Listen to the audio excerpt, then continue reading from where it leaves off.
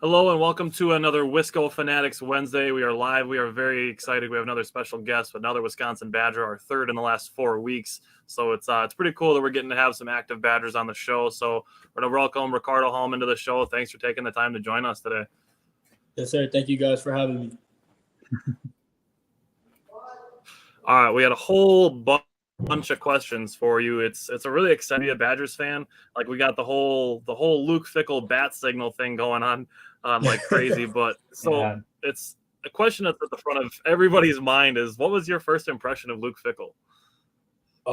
He was a really good dude, really good person.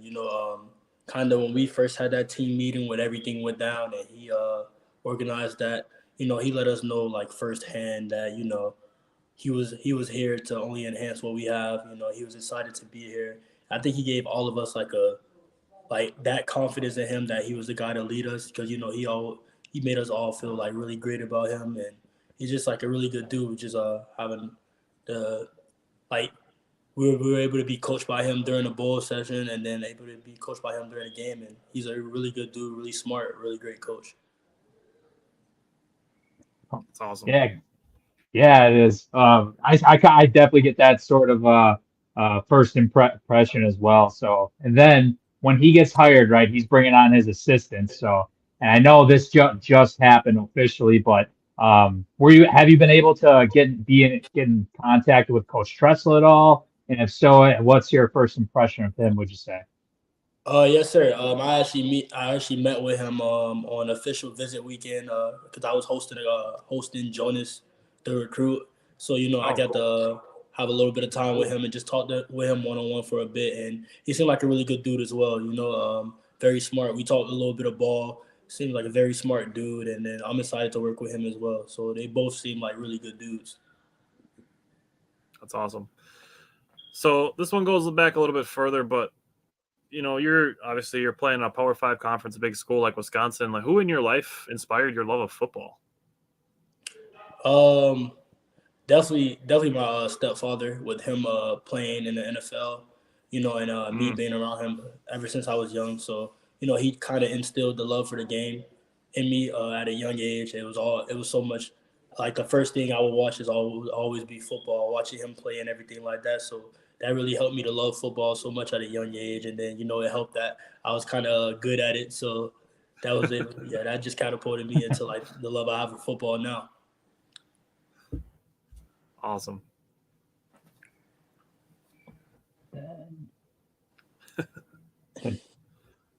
Tyler, were you? Yeah, you got this next one here, I think. Well, you can go ahead. We can keep alternating.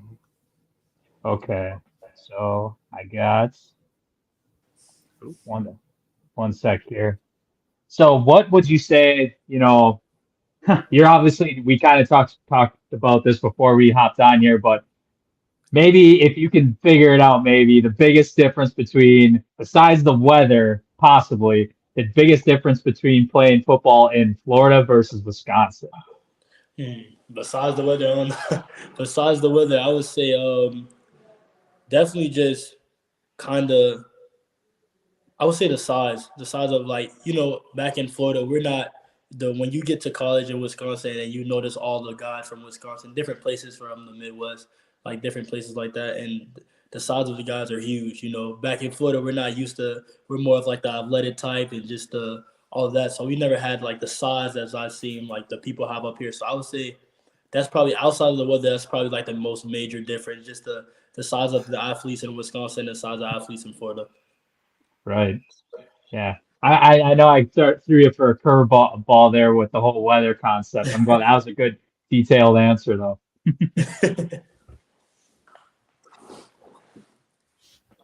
So it was really cool to like I just saw it was probably actually like right before the bowl game, but you were named Rookie of the Year for the Badgers for the football team this year. How did you react to winning that award?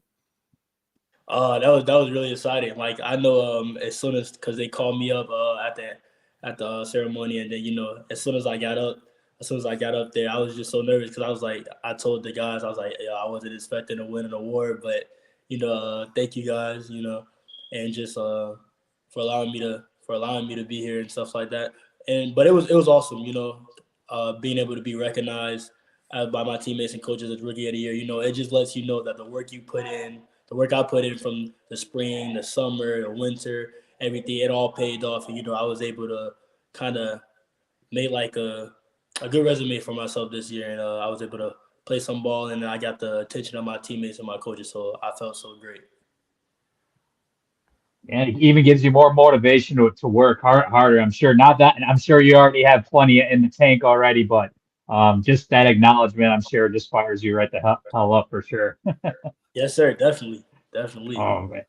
Yeah. So, and then, going off of that, so you guys just get done with a bowl game, right? You obviously got to go play a game down there. What would you say was your favorite part of the whole, bowl game experience itself when you were down in Arizona? I would say just kind of environment in Phoenix. It was such a great place. Great weather, a lot of great vibes. Being able to be with the guys and doing all those type of different activities. Like we had an activity where we went for the Salvation Army and just did a different type of charity things, and that was really cool to experience that with them. And obviously, like the kind of the last part, being able to send our coaches off with a win, and then to send them off.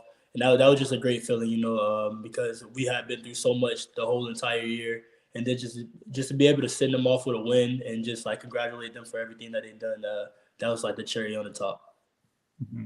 That's awesome. So you kind of touched on it a little bit with all the coaching changing and all that. Like, did you ever get to a point where you considered the transfer portal? Like, I know there's a lot of guys in and out. Like Graham Mertz transferred out, Marcus Allen kind of transferred out and then kind of came back, but some guys going to the NFL. But did you consider the transfer portal at all? I would say the thought came into my mind, but I never really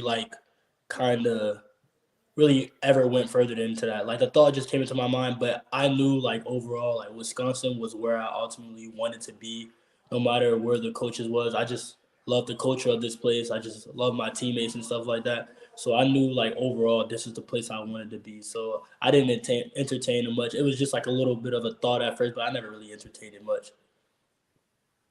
No, it's a fair point when you go through that much change. I'm sure like it's hard to not at least, think about it. And that would pretty much be with anybody, Yeah. I'm sure. So I wouldn't blame you for a second. So you come to Wisconsin, right? You have a big time high school career.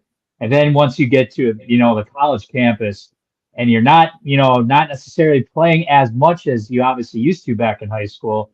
So with that being said, like through this process, how would you say you stay mentally strong, through maybe not as much playing time, obviously maybe not quite like this year, you're playing a little more in comparison to your redshirt year, but collectively since being on top in high school to now, how do you handle it from a mental perspective if you had to pinpoint that? I would definitely say, just kind of, the difference because, just kind of coming out of high school, you don't know ultimately what to expect, but I know like being around older guys, being around guys that have been around the college football level for a little minute, that I wasn't expecting to go in and just be like the guy right away. Obviously that's like what everybody wants, but I wasn't expecting that. But I think it was a great thing for me because it helped me to learn, like just to sit back and really learn how to play college ball, adjust to the tempo, adjust to the speed, adjust like to everything I have to do to be successful. And I think not playing so much my freshman year allowed me to really sit back and do that. Coming into the second year and being able to start the first couple of games for the season, which is absolutely amazing. I think that first year not playing as much really helped me to be able to take that step into the next year, just like sitting back and learning just how to be a college athlete and how to be a football player in Wisconsin. It's awesome. I love that answer, by the way. I love the mature approach. It's really interesting. Mm-hmm. It's one of the things that like I appreciate the most about being able to talk to some of you guys that are on the team, because we as fans, we just see, oh, he's playing a little bit less, like he must be in the coach's doghouse or something like that, and not actually getting like the players' perspectives or like the coaches' perspectives. So it's cool having that, and it's cool being able to hear that from you. So a little more specific, actually. like how in general, like we focus on our show is we want to focus on things from a positive and optimistic viewpoint because we want to be able to help people that watch our show do the same. So how do you take care of and protect your mental health?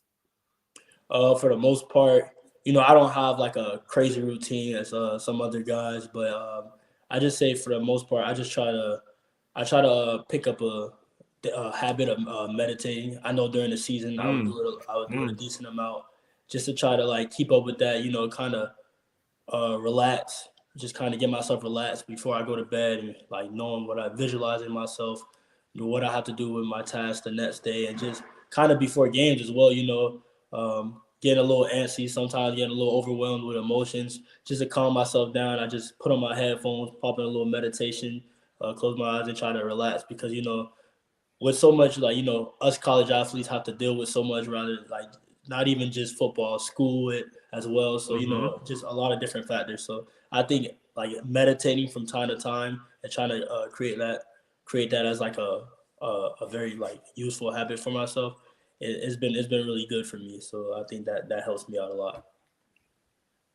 I love that answer too. That's awesome. Yeah, that's really, really good. And we've noticed that too with like the guests that we've had on here. They give really, really good, concise, answers when it comes to how do you handle that sort of thing. And it's really, really cool to hear from a player's perspective, like what goes through, what's in the process with that, because I think a lot of fans all don't really understand what goes into, being a college athlete behind the scenes. And this is just like a perfect example of like what else goes on in the day in the life or in like during the season with you guys. So no, that's another really good detailed answer that I know Tyler and I can appreciate for sure. Yeah. Yes, sir. Definitely. Thank you. Yeah. So then I want to get to game time, right? So we just want to know straight up. I mean, I'm sure a lot of stuff is racing through your head, but what's like your mentality when you're lining up across a receiver, when in the middle of a game? My mentality, my mindset is just like as soon as I line up, I want to make this guy have to fight for everything. Like I want to make him have to fight for every catch, every yard he gets because, just like I want that guy to at the end of the game be like, wow, number two gave me a good one today. He was a good guy. He was a baller, and that's just like my mindset going to. Yes, being from Florida, especially, we're so like we're inbred with that mindset, just that that you just gotta play hard. You're gonna have to play hard. You're gonna have to be a dog because that's just what we taught. So I carry that same mindset to college. No matter who I'm lining up against, I'm gonna make you earn every catch, every yard, and that's just like how I'm gonna be for the whole game. It's awesome. So I kind of mentioned a little bit when we were talking about some of the coaching, but as fans of Badger football and being podcasting, we've heard like the term a new era. So do the players share that same sense of we're in the new era of Wisconsin football? Like, is that the same amongst the players as it feels like it is against the fans? I think so. Because with Coach Fickle and him bringing in the guys he's bringing in with including staff and players, I think it's something that we're all embracing. We're all embracing change. We've seen Coach Fickle, what he was able to do with Cincinnati. His resume is amazing. Being able to take them and turn them into a contender in the college football playoffs and stuff like that. And so we're like, I think I don't just speak for myself when I say we're all excited. Excited for the change, excited for what's to come, and excited for just the plan that they have for us. So I think we're all embracing that new era and everything like that. I like the phrase embracing change. I like that you brought that up. That's a good approach. Yes, sir. Yeah. And so, actually going kind of, piggy banking off of that. So you kind of mentioned before you've been in contact with Jonas. Have you ever had a chance to talk to some of the other recruits, like the Amari Snowdens of the world, Jonas, obviously, AJ Tisdale, any sort of like other new guys coming in on the secondary, perhaps, or anything along those lines? So I've been able to talk. Like I said, I hosted Jonas.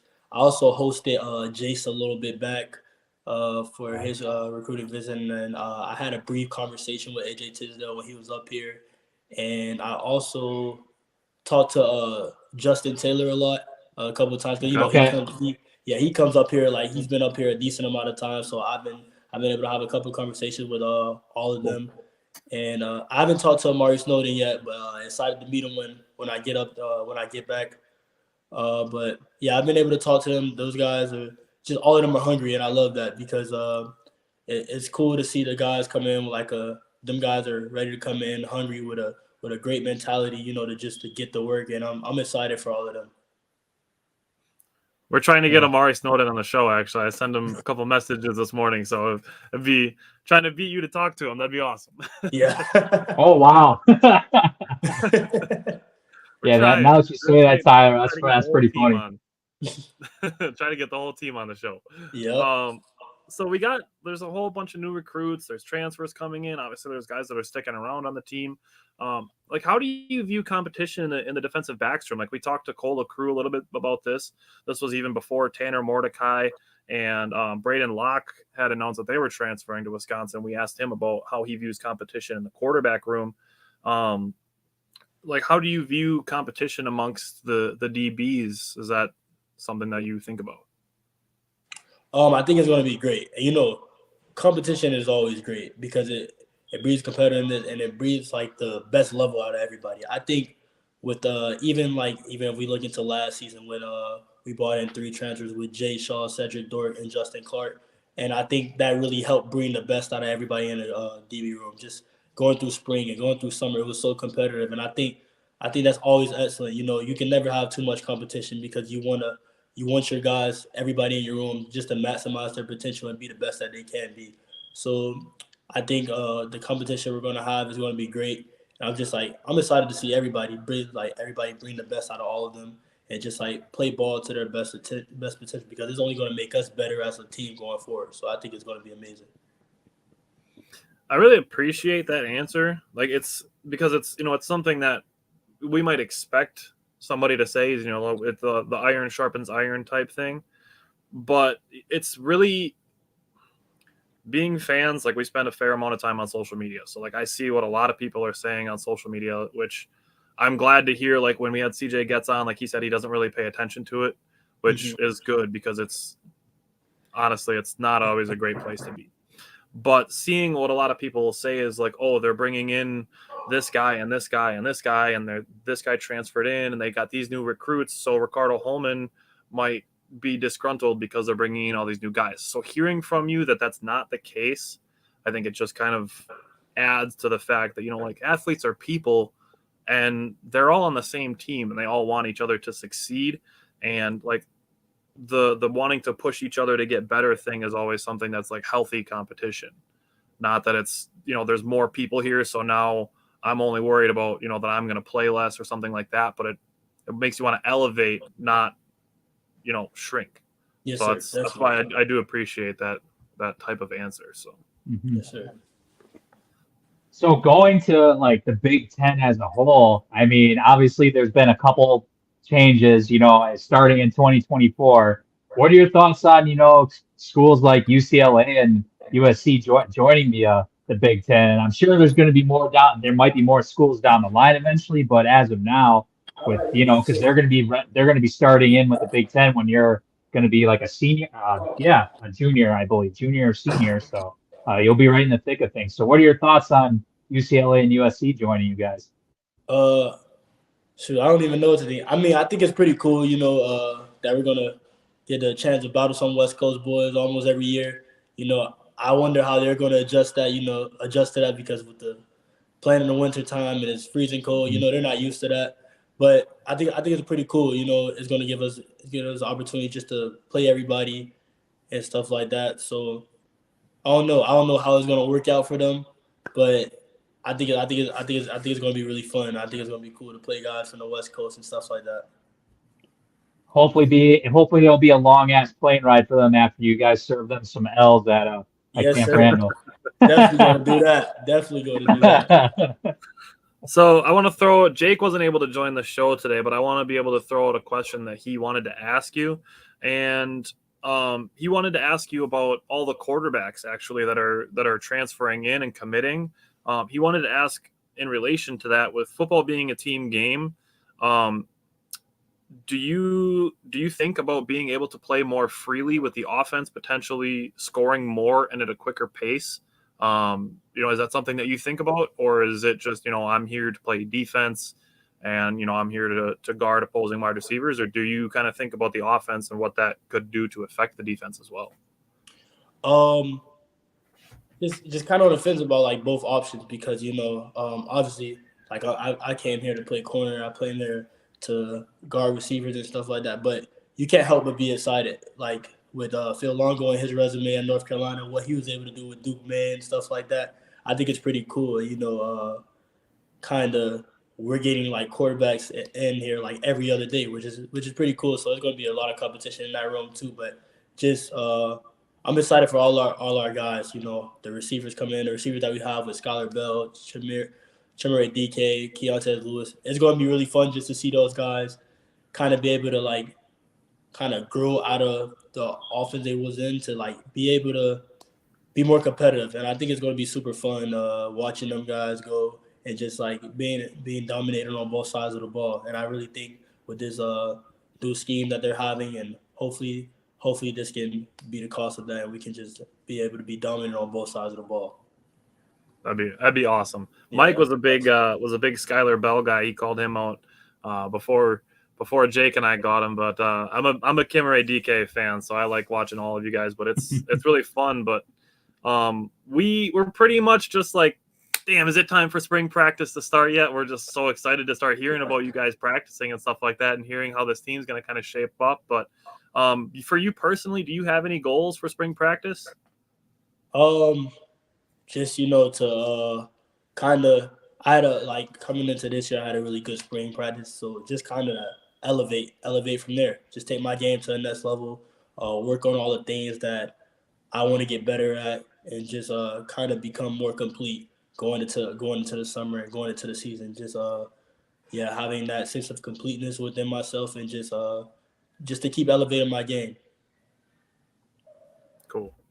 Yeah, we're all excited, that's for sure. I always keep telling Tyler and Jake, if he was on, that, hey, spring practice, it should have started last week already. So we're just at that point already, and we're just fired up to see you guys get the pads, or not even get the pads on, but start working already. I know you're resting a little bit, but I'm just an anxious fan over here. So yeah, it's gonna be fun. I can't wait. Yeah.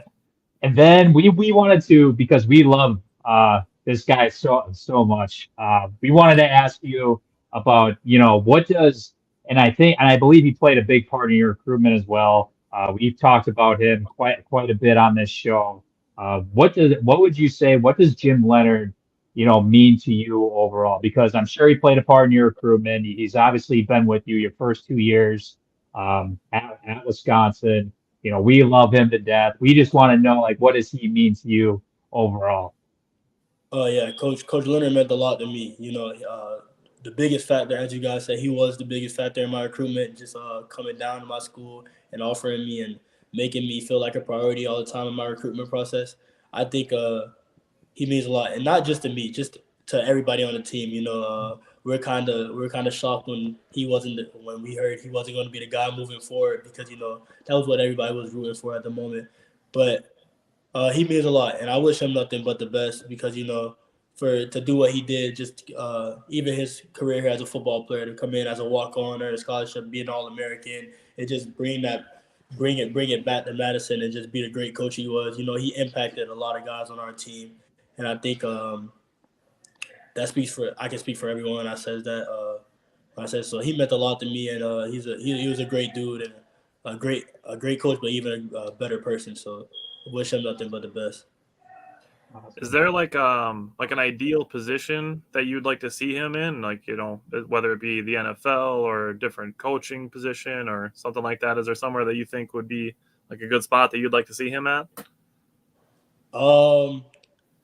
Yeah, hopefully next step is NFL for him, because I know he's been kind of on that border for a little minute now. So hopefully next step we can see him in the NFL, and winning Super Bowls out there with his respective teams. So that would be pretty fun to see him wherever he goes. I'm pretty sure, he has a lot of options, but whatever he takes him, I'm pretty excited for him.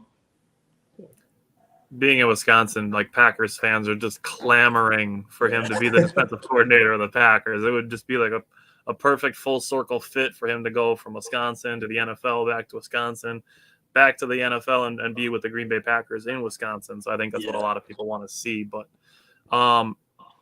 so we've asked you a whole bunch of questions, and I personally, I'm a fan of Wisconsin football.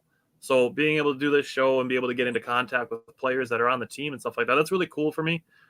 And I take it seriously that I'm able to, whoever's watching, for Badgers fans, be able to get a little bit closer to the players, because that's something that I like, and that's really cool for me. But is there anything that you would want to say to Badgers fans, or anything you would want Badgers fans to know about you, about the team, anything like that? We're excited moving forward. We know these past couple of years have been a little bit underachieving, but we're excited to get back on the road and just kind of bring you guys. I'm really excited about this new team, really excited about the new era, and hopefully we can bring you guys a championship soon. And I know everybody's ready to get to work, and it's gonna be really fun. And I'm glad you guys can all enjoy the ride, because it's gonna be super fun. So I can't wait. Definitely having a lot of fun already, and like I said, with the Luke Fickell bat signal, that's every time. Oh man, every time Luke that Fickell bat tweets on signal. Wisconsin, we're just like, who is it? Who's coming now? Who's next? It's so contagious. Well, I want to thank you again. It's seriously, it's a really cool thing for me to grow up as a Wisconsin football fan, watch Badger games with my dad, and Saturdays it's college football day, and now being able to actually talk to college football players, it's really cool. And I really appreciate you taking the time to join us, and we would love to have you back once spring practice starts, or as it gets closer to the season, because it's really fun, and I think it's really insightful to be able to talk to you guys in person. So I just want to thank you for your time, and thank you for joining us.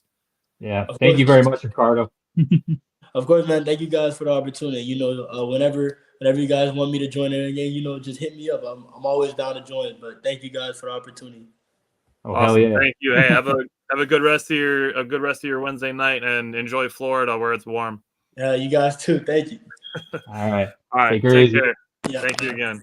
Yep. I really, really love, this. We kind of touched base on it, Tyler, during the interview, but between, what CJ's answers were, Cole's, and now Ricardo's, the whole, the mentally strong parts, their answers, their detail. And I think that's my favorite part about these segments that have been occurring. They just go so much into detail about that. And it's really, really cool to hear, the types of things that they do behind the scenes that, it's, I feel like the average to maybe below average fan doesn't realize a lot of stuff that's going on behind the scenes. I kind of mentioned that in the interview, but I just love hearing the perspective, about what those guys say, what does in fact go on behind the scenes in that perspective. Mm-hmm. So, that's the third player we've had with that. And, I'm anxious to talk to more players just in regards to that. I mean, specifically, that's been my favorite part. Yeah, and I think that's really cool, because it relates to why Jake and I have taken this approach with the show that we've taken, and wanting to relate it to mental health, and then being able to hopefully kind of relate that to fans, hey, these guys are athletes, but they are people. You're not just watching number 2 on the Badgers, the guy inside the helmet. There's a regular person in there.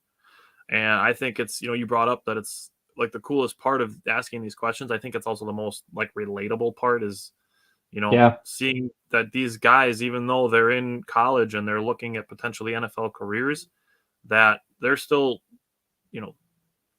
they still have, thoughts that are human, not always positive.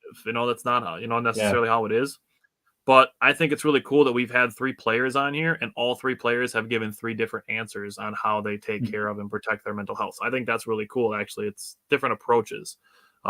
Is really cool. So I think that's what I like about it the most, is getting different insights and different answers on the same question.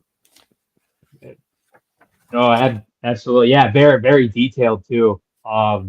Very, very well detailed. That's another thing that stuck out to me. And I love the positivity about Coach Vic, Yeah. what he said as well. I think at the end of the day, he just seems like a typical, not, I shouldn't say typical. He seems like a well-rounded blue collar mentality Midwestern Yeah. individual that is going to end up blending well with the Wisconsin fan base Yeah.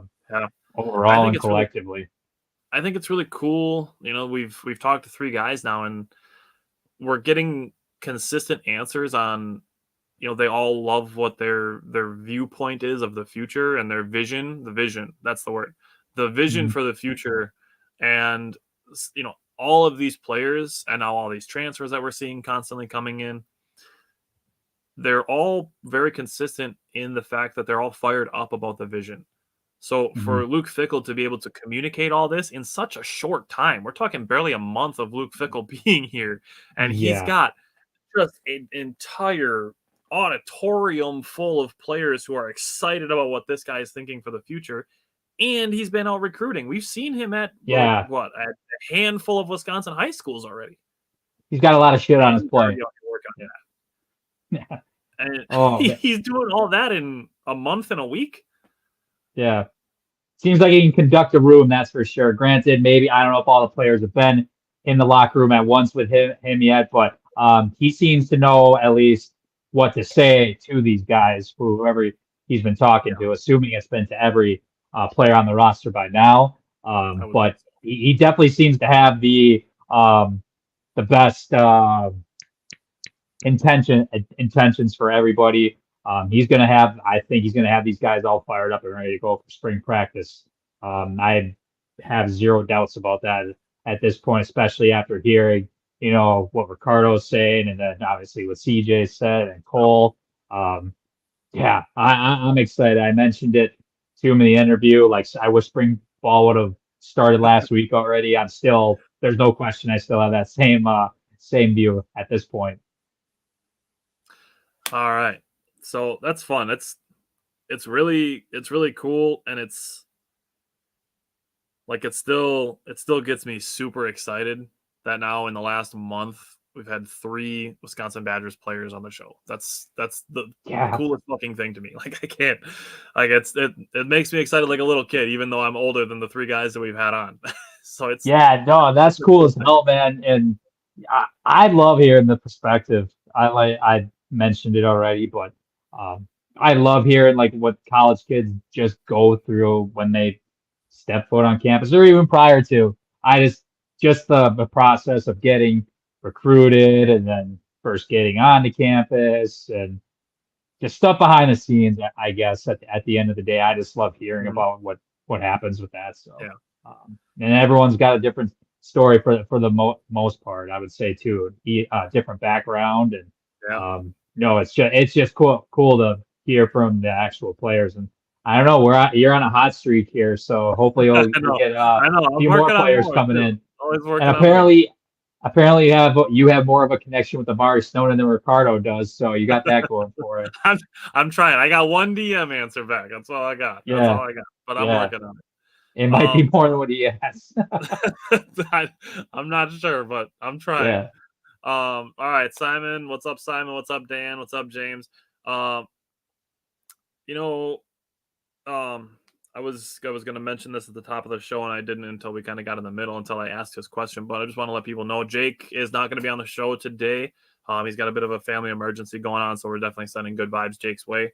So it will be. I knew it's you, James. I've seen you on here before on your YouTube page.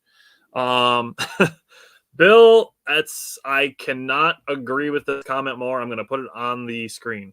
Bill said the competition level in spring ball is going to be insane. Mike, let me ask you, while we're on the subject of Wisconsin football, what position group are you most excited for the competition? I feel like there's I two mean, answers, but which one is it for you? oh my God. Like, I am so excited about that. First and foremost, I'm just too excited about this competition. This is something that we need. I mean, I'll say the most obvious one if we're gonna be honest here. I'm gonna say the quarterback room. I mean, I think we're up to 7 quarterbacks now. Well, no, maybe it is only 6. I think I'm counting Mabry and Matoyer, but you got Tanner Mordecai, you got Chase Wolf, Yep. um, Evers, Evers, Burkett, Cole Crew. Braden Locke, and then Yep. the walk-on Marshall Ho, I believe. I think that's 6, and then And Cole Crew. So Crew is it is early. 7. Yeah, Cole So Crew is an early enrollment, so he's going to be at spring practice.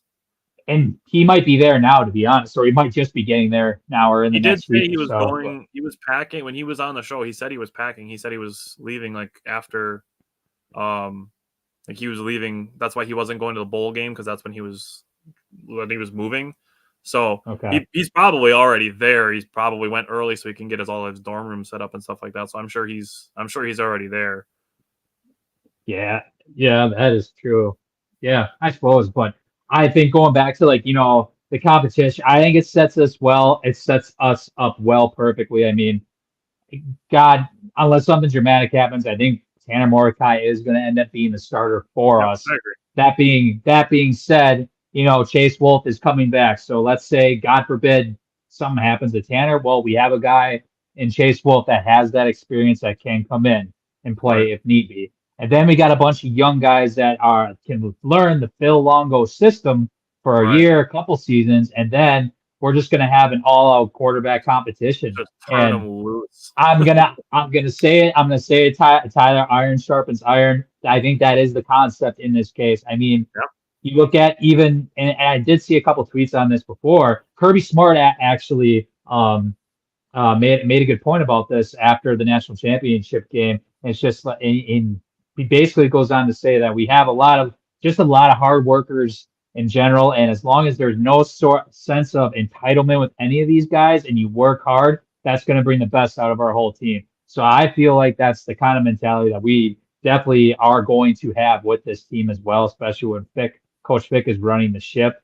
I'm so excited for the quarterback room. I'll let you touch base on another position group, I guess. But end of the day, no, this is I don't think we've ever had a quarterback room like this. That's not to take anything away from any of the quarterbacks that have played for Wisconsin in the past, but it's just clear as day what their objective is, and I think that's just to end up getting the best possible guy. And I think all these kids are on board with with the competition and Yep. getting that best guy to help our team to win. Yep. So that's what we want at the end of the day. And I think, I couldn't be more excited personally. And I am not discounting any quarterback at all. I think any of them have a chance to become great.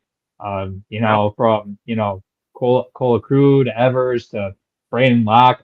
I just love that competition aspect that's going to be had. So couldn't be more excited.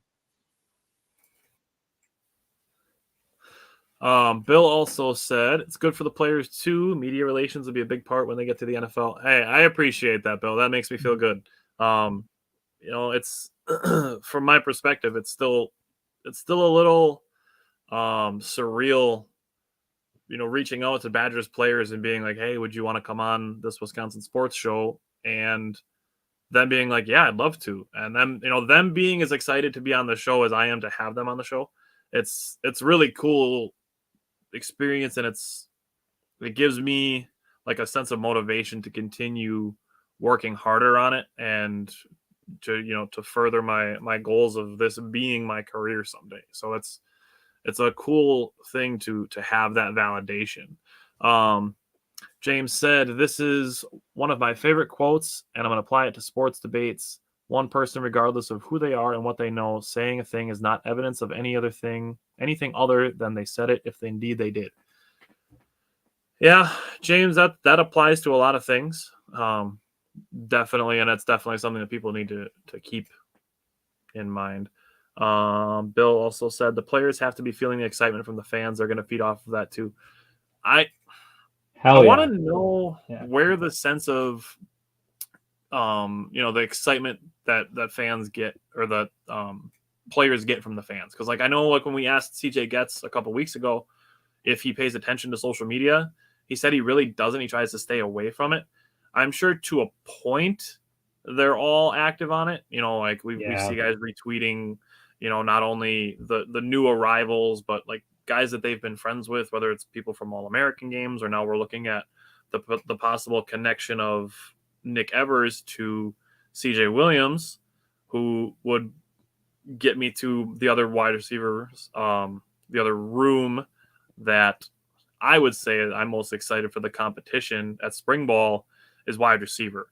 That's the other position that I'm super excited for, with Quincy Burrows coming in and Will Pauling coming in from Cincinnati. We're probably going to have to wait until this weekend at the very least. So probably next Monday at the earliest, I would say, when we're going to know about CJ Williams, because he has at least 2 more visits, if not 3, coming up. I know he visited Wisconsin and West Virginia this past weekend, and there's a lot of there's the connection between Nick Evers and CJ Williams that kind of has a little bit of a leg up for Wisconsin. He's tweeted some things about Wisconsin that have people kind of convinced that he's coming here, but until it's actually announced that CJ Williams is coming to Wisconsin, I'm just going to continue to hope that he's going to be the next bat signal that's coming from Luke Fickell. But we kind of just got to wait. I'd say probably at least another 5 days or so before we find out if he's coming to Wisconsin or not. But the wide receiver room with new guys coming in, and I think the Badgers actually had some pretty solid wide receivers last year. Like I really like Kimray Dake. Oh, they did. You were a Skylar Bell guy. We saw Keontez Lewis, who at certain points of the season, I know I've said it, that I think he's the Badgers' best deep threat on the team. I mean, Marcus Allen, we still like, he's kind of coming back. He's going to have to earn it. I mean, yeah, he's going to have to earn back some respect from fans to transfer out when Paul Chryst got fired, commit to Minnesota and then be like, psych, I'm staying. Yeah, he's going to have to earn his stripes for sure. I mean, it's not going to get, in my personal view, I don't think it's going to get any easy for him, especially with these new guys coming in that are just as hungry, if not more hungry, even, and have something to prove. So, no, I this receiving group, I mean, it was good. I thought that was one of the, it was one of the better groups, I think, collectively versus all like other position groups on our team this past season. I mean, DK is definitely no scrub. Skylar Bell, like you said, Keontez Lewis flash. Marcus did flash with Dean Ingram flash a few times, even on a couple catches. And if he's the return guy again this upcoming season. So there's a lot of optimism, I think, in that group. And man, that competition is going to be very insane. But I'm all about it, man. I'm looking forward to that. For sure. I know. I just want spring practice to start so we can start getting some reports on how some of these things are going to shake out, and how some of these competitions are going, and the relationships that these guys are going to build is going to be part of this too. Like, like CJ Getz, when he was on, he talked about being friends with a bunch of the tight ends and some of the offensive linemen and stuff like that. Like, seeing these relationships build too is part of this. It doesn't go quite as noticed as just the performances and the box scores and stuff. But it's something that we like, that nuance, and we want to get a little bit deeper into those things. And that's why it's cool having the guys on the show to actually talk to them about it. But that, to me, has always been one of the main reasons that the Badgers deserved another bowl game. Just because they finished 6-6, that was the requirement. That was all they needed to do to get a bowl game. Mm-hmm. So seeing a lot of fans saying they don't deserve it, like, these guys now all go get to play another game with their teammates. That's one of the biggest things that guys talk about wanting to be here for. Ricardo Hallman literally just told us that the culture, his teammates, the school, that's why he didn't really ever consider the transfer portal. It was a thought that popped up in his head, and he shut it down. Like, he decided that wasn't even something he was going to consider doing because of the people that are around. So having an opportunity to strengthen that chemistry, regardless of what your record was, and being able to build on something, have some momentum going into the offseason. You know, the Badgers Correct. being able to get a win in that game, that might have boosted Jay Shaw's draft stock, honestly. Yeah. And, you know, we got to see the new coaches in action a little bit. And like I said, just building chemistry with teammates and stuff.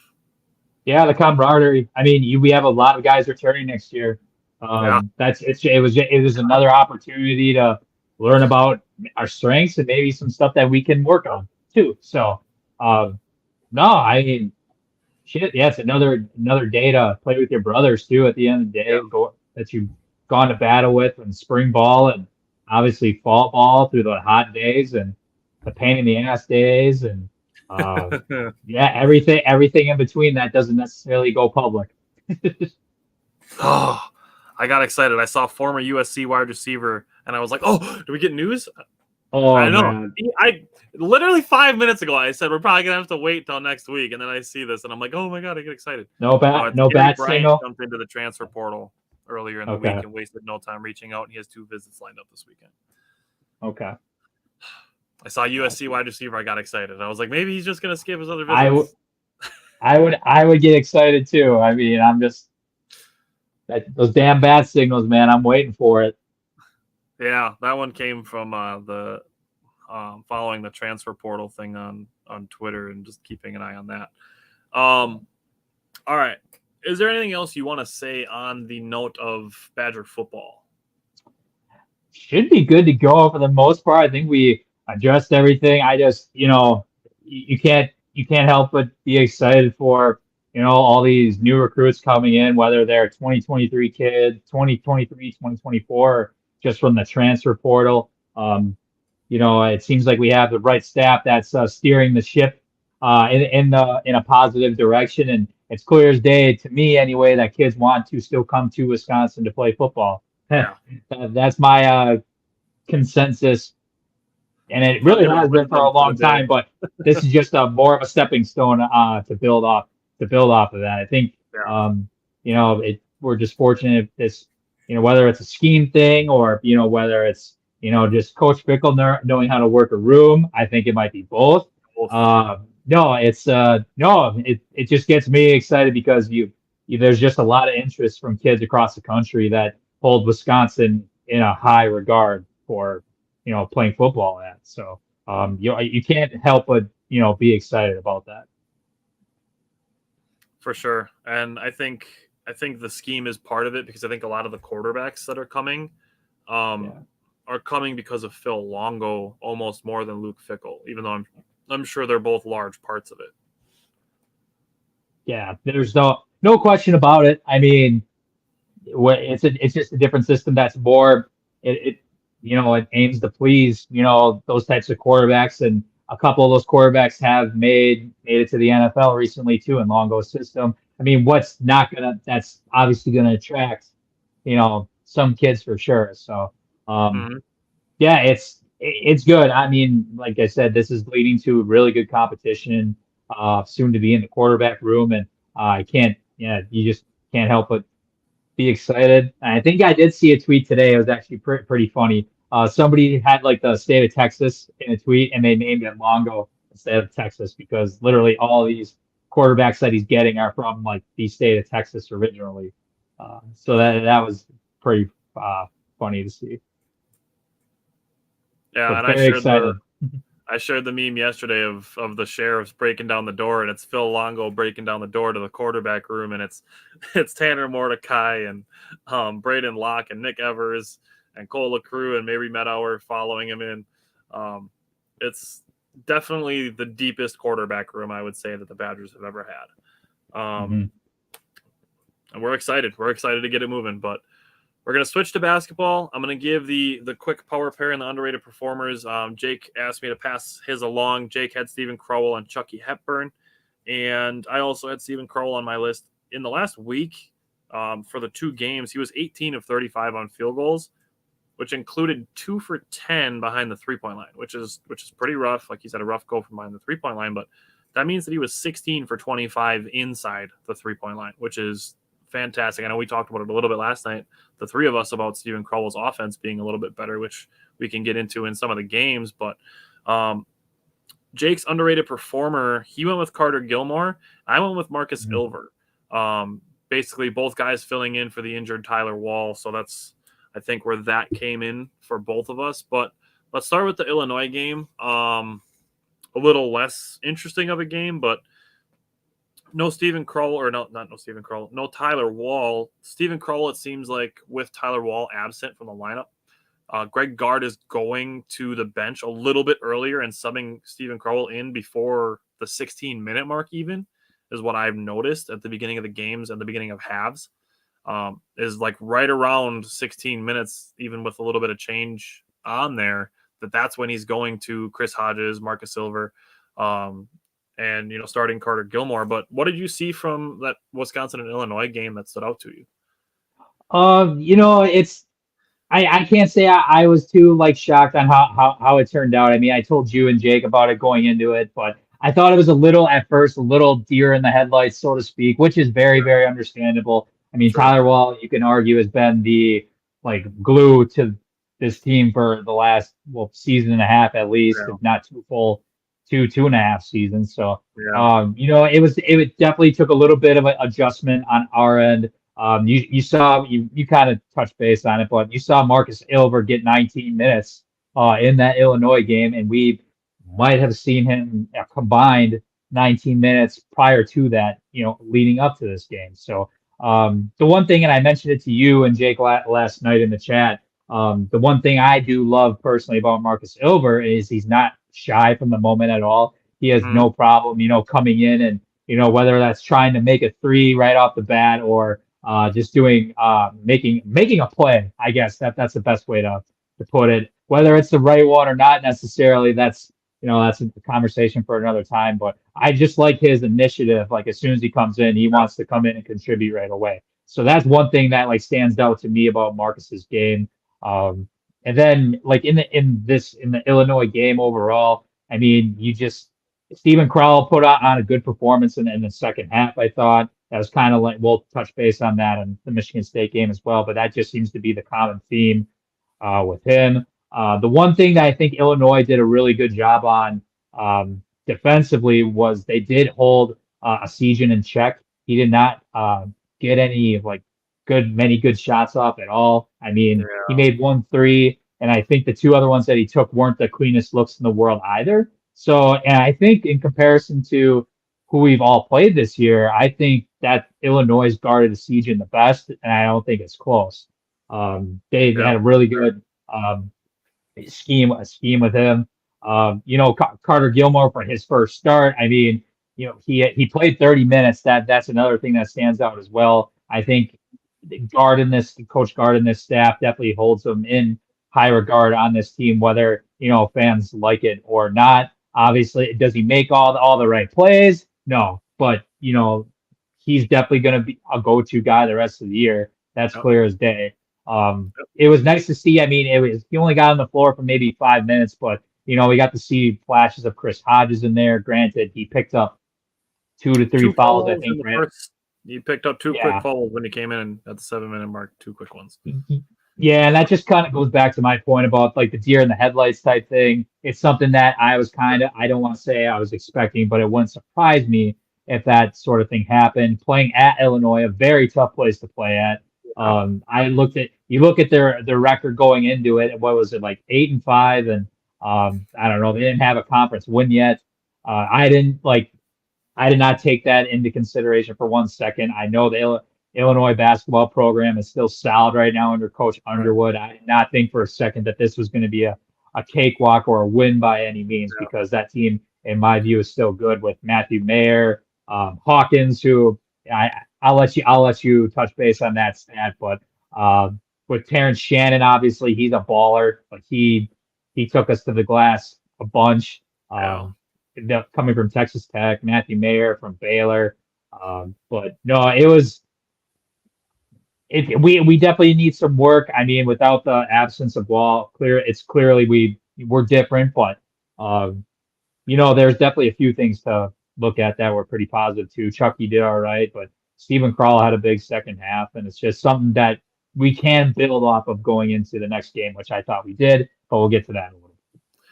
And I want to touch on one of the things that you actually brought up as something that the Badgers can build on. That is Marcus Silver. That's why I put him in my as my underrated performer.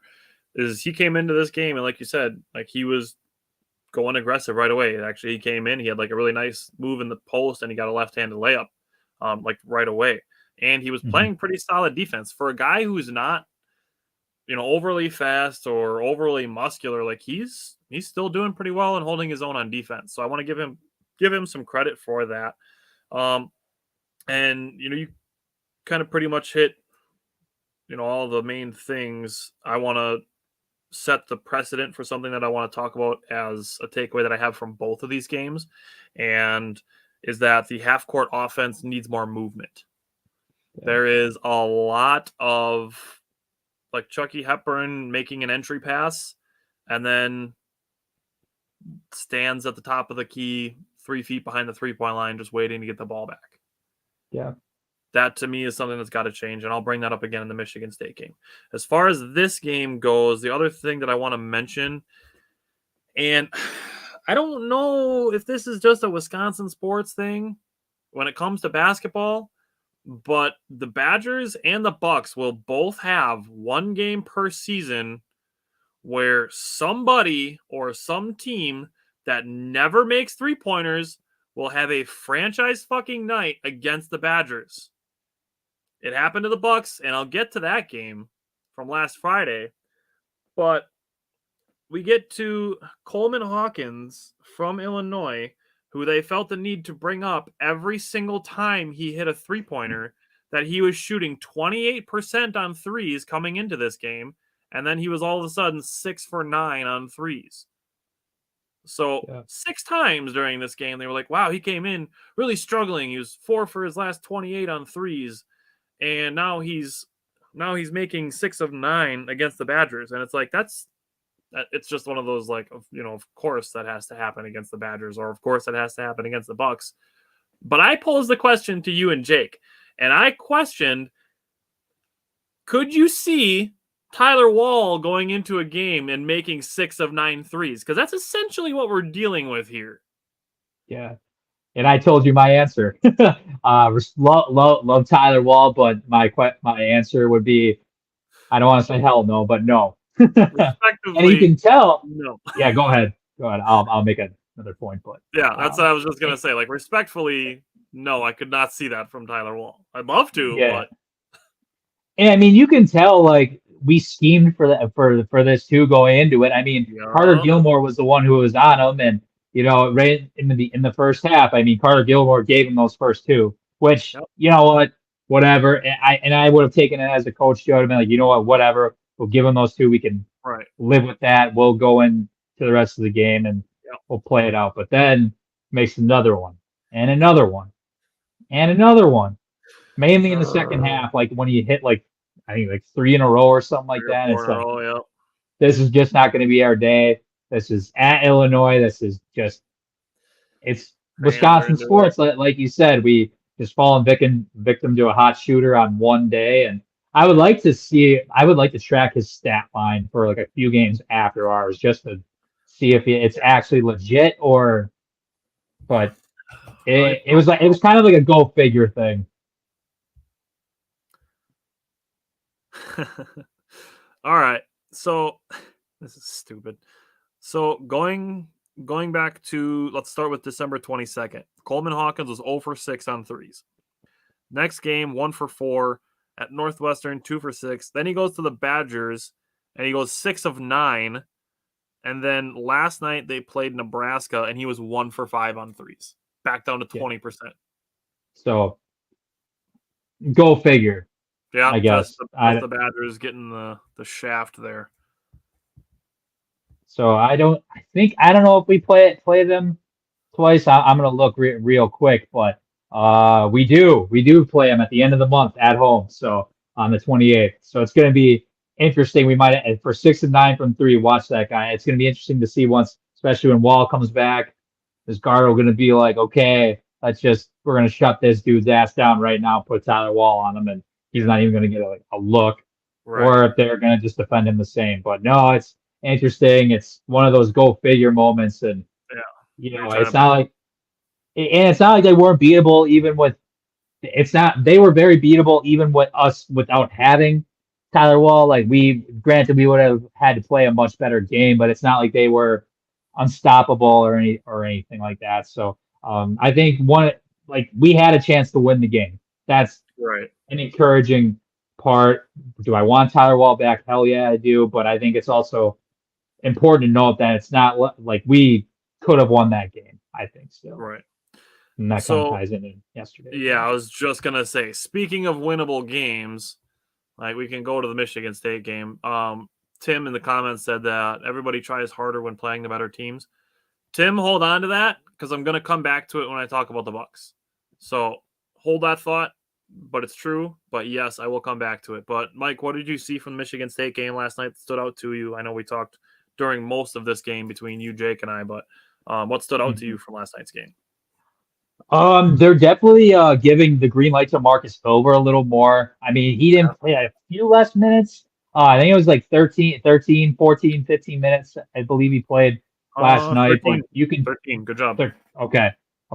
But yeah, he still has Marcus Silver still has like that mentality of, hey, I want to come in and make a play right off the bat. He has no problem, contribute or at least attempting to contribute to the team. Bench points, I think, was another thing too. I think we had 20, I think it was, but I did mention from the Illinois game that Connor Season was kind of not shut out, so to speak, but in the Michigan State game and specifically last night, he had a much better night. Going 3 or 4 from 3, he played 28 minutes as well. Yeah. That's Can I give you something on that? Yeah. Just because you brought up the bench points and then bringing up shutting down Connor Season, and they tie in really well in this game, is that the Badgers did have 20 bench points, but 17 of them came in the first half. Okay, that's what the it was. only All 3 right. bench points that came in the second half was the 1-3 that Connor Season hit. So Connor Season finished with 13 points, but 10 of them were in the first half. So that's a halftime adjustment that Tom Izzo made. And, as much as I don't like Michigan State, it pains me to say this, but I respect the hell out of Tom Izzo. Oh, hell yeah. He's got one of the best minds of basketball. And yeah, he actually respects Wisconsin. Like in his post-game interviews last night, he unprompted brought up Tyler Wahl. And he was watching some of the highlights of some of the old Wisconsin and Michigan State games and like clapping along. Like he respects the rivalry and he like respects the school, the program, and the players, like I said, like Tyler Wahl. So I respect Tom Izzo a lot more than the other team if you remove the state part of their team name. Yeah, exactly. That's a good way. That's a good way to put it. No, I mean you talk about halftime adjustments. I think at the end of the day, he wanted Stephen Krall to basically go one-on-one at the post and make shots, and that's where I was kind of tying into earlier when I talked about the Illinois game. Stephen Krall having big second halves for this team specifically. I don't want to say he single-handedly kept us in this game, but he was a huge part as to why we were right there. Yeah. So I think because you just notice like a lot of teams throughout the course of this season, they have double team Krall in the post quite a bit. They were doing it at times last night too, but I also would say in the second half specifically that he was getting way more one-on-one looks than I think that he's been accustomed to overall, which I think Izzo was basically like, okay, I'm going to give him the tough 2-pointer instead of the kick out for the 3, which because I think he knows this as well as much as I do, at least what I think anyway. We are a much better 3-point shooting team this year as well. With last year's team, the schematics might have been a little different in that situation, but I think he was just making Stephen Krall work for those points and how we would get those in the second half because he obviously knows, and you just talked about bench points with the season, like it was all about adjustments. And if you ask me, Stephen Krall definitely answered the call last night with that. Came up short. I mean, I think, given the circumstances, Carter Gilmore played a little bit better. I mean, granted, he did have spurts with Joey Hauser a little bit that he got scored on a couple of times, but I think he is getting a little bit better as the season goes on. And I think, and there's one more point I'm going to bring up before I'll let you take over here. I thought, and you mentioned it in the Illinois game as well, and I mentioned in the chat last night, but it's the half court offense at the end of halves, the first or second half, no matter what it is. I don't know what kind of a decision, like whose decision this is. And you and I agree on this with playing on, whether it's like a minute to go, 30 seconds to go in the game, whatever. I love the idea of playing on. I just want to know what's our protocol gonna be. What does our protocol need to be? It needs to get fixed because we just cannot afford, in my view, to have Chucky Hepburn dribble at the top of the key and, kind of like it's kind of been the running thing for the last 10 to 15 years, if you think about it, with Dimitri Trice, Bronson Kane, Jordan Taylor. Like, they're all doing some of the similar things, putting up junk, like for the most part, like jump shots. I should word that better, but whether it's from three, whether it's a elbow from the elbow, I don't care. I just think it just really, really startles me that we can't run an actual offensive set for somebody, or at least get Chucky a clean look off of running a set. Right, get him a ball screen, something. Like, I know there's plenty of game to go after he threw up that shit shot with like 30 seconds to go. I understand that. However, we went down by 4 instantly after that, and I think ultimately we were playing catch up from there, and it just did not set us up well at all. So I just think something's got to be corrected with either end of clock situation or end of half situations when close games. That's one thing that is really, really getting on my nerve, and I hope it can get adjusted. But that's probably the biggest call out for me at the end of the day with this game. So my thought process on this is it's going to become a learning moment for Chucky Hepburn. He said in his post game that his thought was to get up a quick shot. And if I'm Greg Gard, I'm pulling him aside and saying, like, okay, you're trying to get a quick shot, but we need to get a good shot before getting a quick shot because we're under 30 seconds. So there's no 2-for-1 opportunity here where Michigan State runs down the entire shot clock and takes a shot with 0 seconds left on the shot clock where we're getting the ball back. So at that point, Badgers might as well, pull the ball out, take their time, and get the shot that they want and run the clock down as low as they can. And then look to get whether it's a 2 to tie or a 3 to take the lead. I don't care as long as it's a good shot. Because this is something for the last 2 games in a row where the Badgers don't have as much discipline on offense as they do defensively and when it comes to taking care of the ball.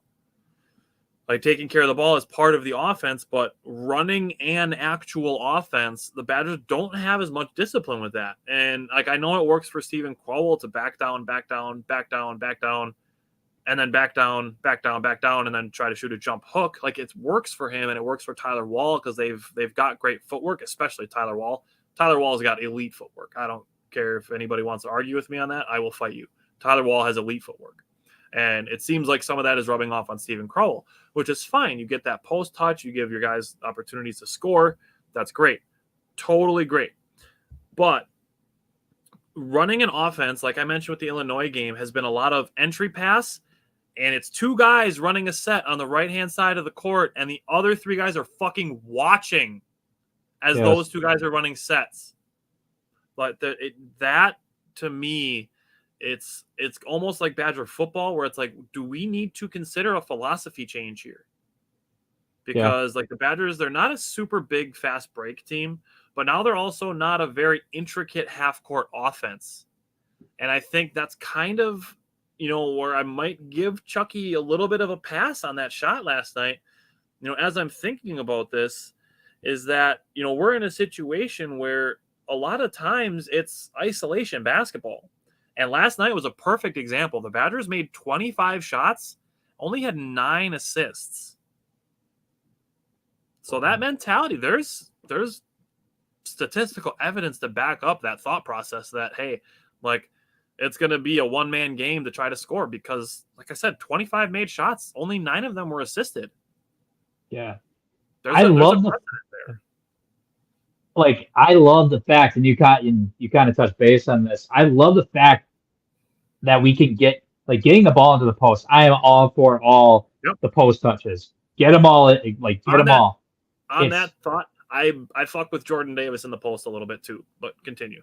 Yeah, no, yeah, I remember you mentioning that, but I am all for the post touches. It's what else is going on outside of that we need to adjust, because clearly, and I mean, teams sometimes double us in the post. Michigan State didn't last night. It's just making that sort of adjustment because if we get more post touches, in my view, we are much better. You know, I mean, Stephen Krull, I believe, correct me if I'm wrong on this, he's got the most assists on the team, or pretty damn close. He's got to be 1 or 2.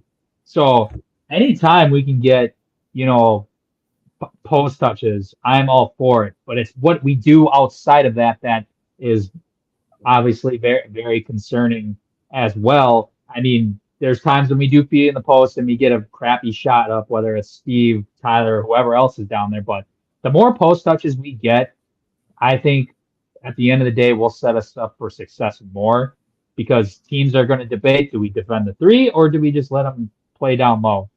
Maybe it's going to be a way different once and hopefully if Tyler Wahl comes back on Saturday. But the more post touches, the better at the end of the day. But I would just love to see whether it's more movement or even what you just said, a different philosophy of some sort, tweak something. But yeah, something has just got to change a little bit, I'm hoping. But we'll see what happens with that. So on assists, Chucky Hepburn averages 3.4. Stephen Krull averages 3.1. Okay. So all right, the Badgers center is averaging 0.3 fewer assists than their point guard. So he could have one good game on Saturday and he could be 1. Right. I will say there's still some good things in this game. It's the Badgers offense. It has the opportunity to be fantastic when the ball is moving and the players are moving without the ball. Guys are getting more open looks. Like Connor Essegian was benefiting early in this game. Max Klesmet benefited a little bit early in this game from that type of movement. So the Badgers are capable of it. It's just execution of it and continuing to do it, and having less of the inbounds pass and, okay, I'm going to wait here until I get the ball back. So that's definitely something as we go forward that I'm going to be keeping a very close eye on. Yeah, is the half court offense movement. I do want to give a shout out to Chris Hodges for getting his first career points last night. It was actually a pretty nice post move that he had. Nice up and under. Yeah. Very nice up and under by him to get his first career points. I want to give Chucky Hepburn some credit because he had a really tough first half. He still had a pretty tough second half, but the first possession, he got Tom Izzo hot because his player went under the screen and Chucky Hepburn made him pay by cashing a 3 right away. And Tom Izzo was just, hot. Yeah. It was Chucky Hepburn hit a 3, then Michigan State hit a 3, and then I think it was, who hit the other 3 for the Badgers? Was it Klesmet? Or was it? This was in the second half. I'm just gonna pull it up. Klesmet hit that one in the corner. If that's the one that you're thinking of. It was Klesmet. Yep. Okay. Yeah. So Chucky hits a 3. Hauser hits a 3. Klesmet hits a 3. It seemed like the Badgers actually took confidence from that on defense. So to tie this all together, you get movement on offense, you get better shots, you make more shots, it energizes your team. Your team is energized, you play better defense, you get more opportunities on offense. It can work. Like, it's a situation where the Badgers are going to have the ability to beat any team they face. They're also going to have opportunities, and it sucks, but it happens. They're going to have opportunities to lose to anybody on a given night if they have the right kind of game. Yeah, and we kind of all agreed to that at the even before the season started, sort of, or at the beginning of the year. So, And the Green Bay game didn't help to quell that. yeah. Oh my God, that's one game I forever just want to Hey, we got a know W. and They not don't ask remember. how, they ask how many. Yeah. Oh my goodness. Yeah. Next. I want to give Carter Gilmore some credit. Like Jake had him as his underrated performer for the week. Carter Gilmore hit a big 3 late in this game. It ultimately didn't end up resulting in a win, but for Carter Gilmore to hit a clutch 3-pointer is, that's hopefully something that he can draw confidence from, despite the end result not going the Badgers' way. But by knowing that in that moment, he hit a big shot. Mm-hmm. So I hope that Carter Gilmore is able to take some confidence from that. And I wanted to make sure to give him some credit for that. So, I'm pretty sure too. I'm sorry. I was just gonna make a quick point. I think, correct me if I'm wrong, but during that time or right before that, we were literally going on 4, maybe even 5 minutes without a field goal too. So I'm pretty sure it was. Maybe it wasn't that exact possession, but it happened. Maybe it happened right before that. But I know at some point during close to that time period, we definitely went 4 to 5 minutes without a field goal, I believe. But no, at the end of the day, it was a big shot, and it was. I think now that I'm thinking of it, based off the lineup that we had in the game, I mean, if somebody had to make a play, and fortunately it was, Gilmore, and it's only going to help his confidence. So the Badgers, Connor Segan made his only 3-pointer in the second half, just under the 10-minute mark. The Badgers at the 7:46 mark got a layup by Stephen Crowell, and then they went 2 minutes without a field goal. Chucky Hepburn made 2 free throws in that time, but then Carter Gilmore made that 3 that took them from a 2-point lead to a 5-point lead. And then, like I said, it didn't end up resulting in a win. But like I said, hopefully that's something that he can draw confidence from. So yeah, and we're only going to need it, especially if Tyler Wahl is out again on Saturday, because at Indiana that's definitely not an easy place to play. But I've talked about my thoughts on Indiana enough. I still think we find a way to win, no matter if personally I think we find a way to win no matter what, if Tyler is playing or not. But that's just another conversation for another time. Right, and it's Indiana's tough, and I'd be a little more confident if they were playing at home. But like I said this at the beginning of the season when we did our primer, like I like Trace Jackson Davis. Like I like watching him play. Like you can tell he loves the game. So like I give him credit for that. And if we want to get the best of him, we're gonna need Tyler Wahl and his stout, hard-nosed defense. Like I don't give a shit who you are. I'm not afraid of you. Like mindset on the defensive end. Jake's commenting along. He said Gilmore has massively improved over the last few weeks. I think that goes with Greg Gard's comments. Like I said, when we did the primer, Gilmore was the player that Greg Gard singled out as the player that's improved the most in the offseason. So I think that certainly fits. So if you had to pick win or lose against Indiana, what do you got? We're winning this game. I think I told you and Jake this before. I like to draw I disrespect. I will be the first to admit my disrespect for Indiana basketball is pretty high. I compare them to Nebraska when it comes to football. They are always overhyped going into the year, but they seem to struggle or fail miserably with the season expectations. I don't know if Indiana is even considered a blue blood anymore in college basketball. They used to be good back in your Bob Knight days or whatever, but they just have it just seems like to me every single year they just get overhyped. They bring in constant 4 to 5 star recruits yearly too. Let's not kid ourselves on that. They bring big time guys into that program, and to me they just seem to underachieve all the time. And there's a reason why they have a new coach in there, Mike Woodson, on his second year now. But I just think that the Badgers have had their number. Like, I want to say it's at least it's got to be at least maybe 12 out of the last 13 times I think we beat Indiana basketball. So that's just another point with uh, why I don't necessarily like every time Indiana's ranked high going into a year. Like I don't buy it for 1 second because we always, always, always compete with Indiana. They do not scare me one bit. I don't care if it's on the road or at home. I still think we find a way to win because it's Indiana. That's that. I have no explanation. It's Indiana. We find ways to beat that team. We just do. I think Coach Guard's gonna find a way to get his guys ready to play at in Bloomington as well. It's a hostile environment. I get that, but we always seem to have Indiana's number, and uh, I just the respect I have for them, I guess you could say, is not the greatest in comparison to a lot of other teams in the Big Ten. But I think we find a way. We squeak it out. If Tyler Wahl doesn't play, we now have 2 games under our belt without him. We have some sort. If I know it's 2 losses, but we also have some sort of camaraderie with the 7 to 8 guys that we play. Because now we're obviously bringing in Marcus Silver off the bench more. Asijan's going to play a few more minutes. And that's like the biggest change for the most part. I mean, Ricardo Gilmore's played enough.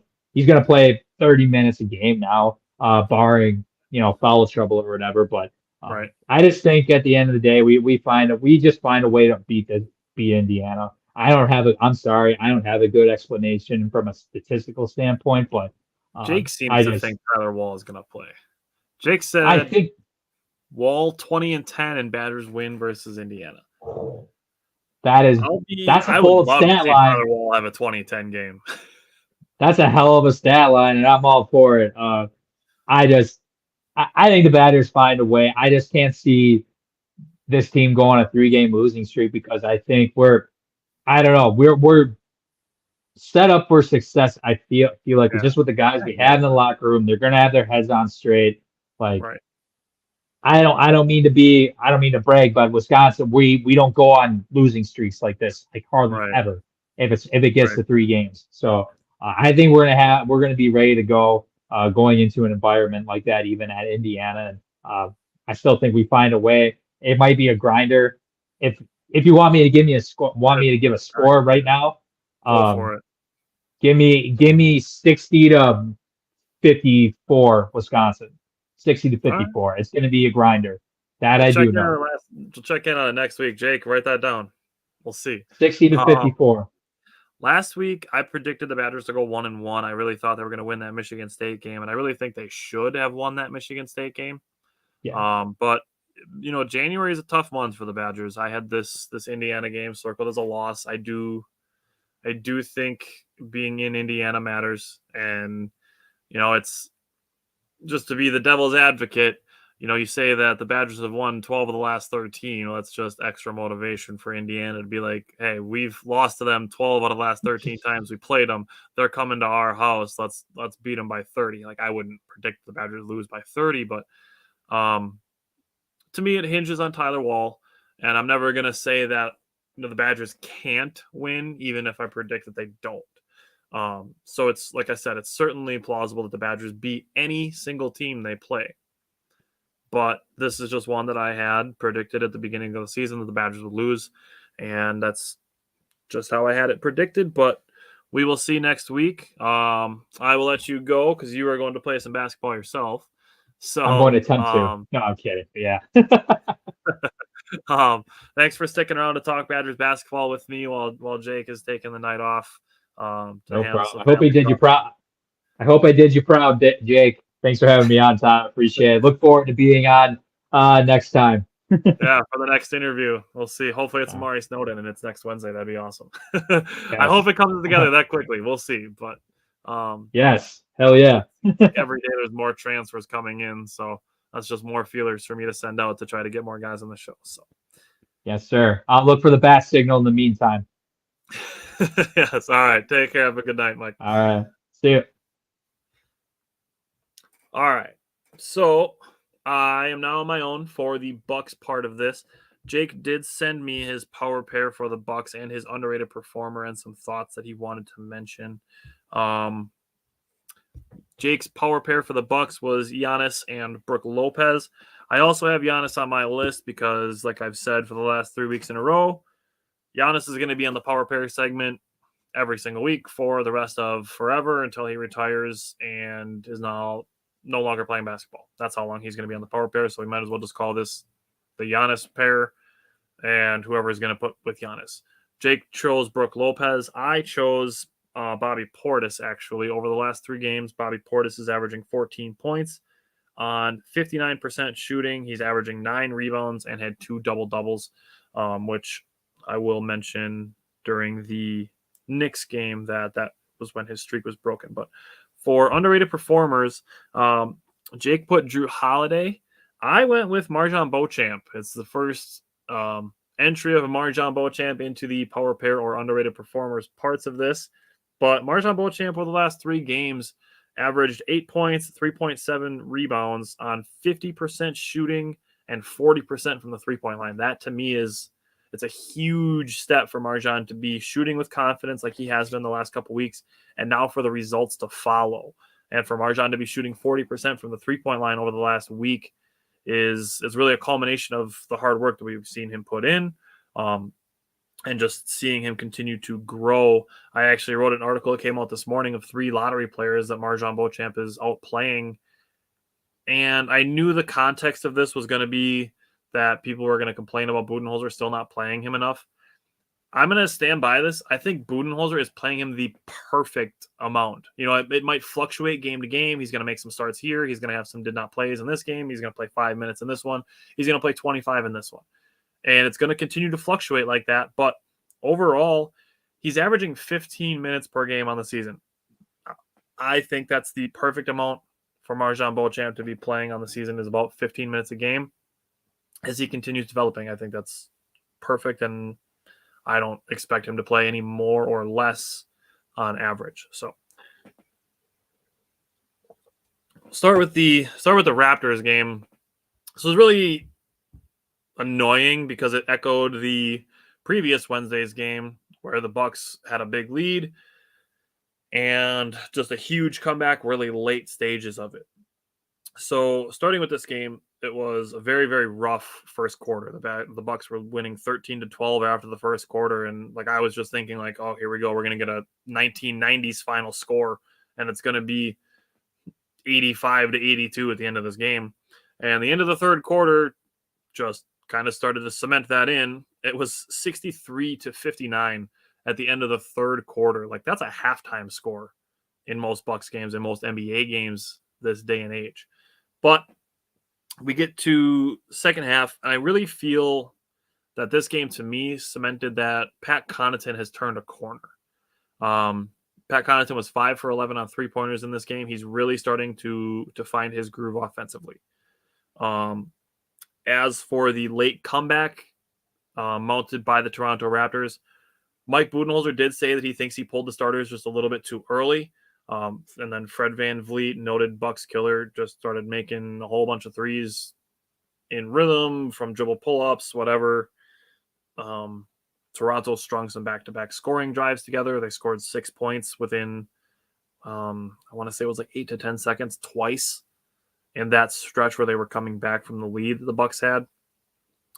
And the last 2-minute report from the refs did show that Bobby Portis, when he was guided out of bounds and it was called out of bounds, that there should have been a foul called for that. So this game did go into overtime, but it really shouldn't have, because that should have been a foul call. The refs admitted it should have been a foul call. I'm like rewatching the game and I'm like, how was that not a foul call? But it wasn't. Thankfully, it didn't end up mattering. The Bucks did win in overtime. When it gets to the overtime part of this game, I want to give... all right, I'll start with Giannis. I'm going to give Giannis credit because he made a great pass to drive to the paint and have basically 5 guys' attention on him, and to still be able to have the court awareness to have a wraparound pass to Grayson Allen, who made the 3 that sealed the game. But honestly, I want to give Grayson Allen more credit for the way he played in overtime than I want to give to Giannis. Because Grayson Allen, first, he had a drive to the basket and a drop off to Bobby Portis, who got a layup. So that's an assist. Then his next possession, he drove to the basket. He slowed down his speed. He got a 2-step layup. So that's 2 points and an assist. And then he hit the three in the corner that Giannis made the pass to him. That's 5 points and an assist. That's 7 points in the in the overtime that Grayson Allen was a part of, and the Bucks scored 7 points in the overtime period. So Grayson Allen was a part of all 7 points that the Bucks scored in overtime. So I really wanted to make sure that I gave him the credit for that. As far as other parts of this game, it was actually a pretty even game overall. If you look quarter to quarter, 13-12 first quarter, 26-26 second quarter, 24-21 third quarter, and a 34-38 fourth quarter. And it really just goes to show that basketball is a game of runs. So where, the Bucks had a large lead and they blew it, it's basically the same as the Bucks being in a close game with the Raptors and building a large lead. That you could say that Toronto blew the 8 to 2 minute marks of the fourth quarter, and then they took control of the last 2 minutes. It's annoying that it happens, but I think I've actually seen more like double-digit leads vanish in the NBA this season than maybe ever. It's a scoring league, obviously, but basketball is a game of runs, and the last 2 Wednesdays for the Bucks have shown that, and hopefully today's game is different and it's not that case. So the Bucks can build a big lead and then hold on to it and be able to play some reserves, some extra minutes, and maybe see a little more Mamu and more AJ Green, who I actually really like, and get some Thanasis minutes and just continue to get better for the Bucks. But a couple things that really stood out to me this game. It's one good, one bad. The good is, I'm going to do bad news. Jake and I, when we do this, we always do bad news first. Turnovers. Holy shit, 28 turnovers. Oh my God, I almost had a stroke when I saw that total. 28 turnovers. I don't want to see that many turnovers in 2 games. They had that in 1. I want the Bucks to be averaging like 12 turnovers a game. They had 28 turnovers. Oh my fucking God. That's way too many turnovers. Toronto had 9 turnovers. The Bucks were plus 19 in turnovers. That's not a category you want to be plus 19 in. But good news, the Bucks had a 73-47 advantage on rebounds. The Bucks were plus 26 on rebounds. Damn. I like that. I don't like the turnovers, but I like that rebounding numbers. That's fantastic. Toronto shot 38 for 116 from the field in this game. They were 9 of 46 from the 3-point line. In percentages, that's 32.8% from the field, 19.6 from the 3-point line. The Bucks took 88 shots. Toronto took 116, and the Bucks still won this game. That's a half a miracle in itself. But Bucks did enough to get the game won, so that's good. 9 missed free throws, 10 second chance points. That's fantastic as well. Controlling the rebounds is a huge part of that. Only 10 second chance points allowed. But 32 points off turnovers. I harped on it last week and the week before about points off turnovers. The Bucks gave up 22, then 24, and then 22 again. And now they're giving up 32 points off turnovers. This cannot continue. It cannot continue. It has to be improved upon. So 51 fundamental failure points, and basically 60% of that coming from points off turnovers. I don't want to talk about this game, but I have to. I honestly don't even have a lot of notes on it just because like I said, it's one of those games where like once a year, the Bucks just have to accept they're getting kicked in the dick and they're going to give up a franchise scoring night. I don't know why, but it happens.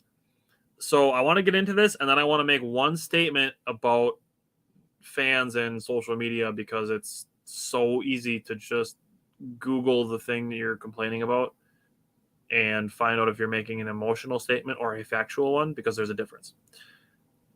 So Charlotte gets a franchise record 51 points in the first quarter, shooting 14 of 30 on 3-pointers in the first half. 14 of 30 in the half. That's so many threes. It's a situation where, and Tim, this is where I'm going to come back to your comment about when you're one of the best teams, the other team want to give you their best shot. And that's what it seemed like with Charlotte in this game. And the Bucks are one of the best teams in the NBA. They're a recent champion, and they're going to get everybody's best shot. Giannis had a rough game. He was 2 for 7 and 5 for 11 from the free throw line.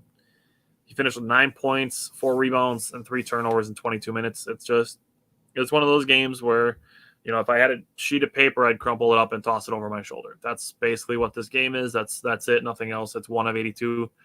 Move on. Oh my God, this is painful. I have to bring it up though. 9 missed free throws again. 24 second chance points for Charlotte. 35 points off turnovers.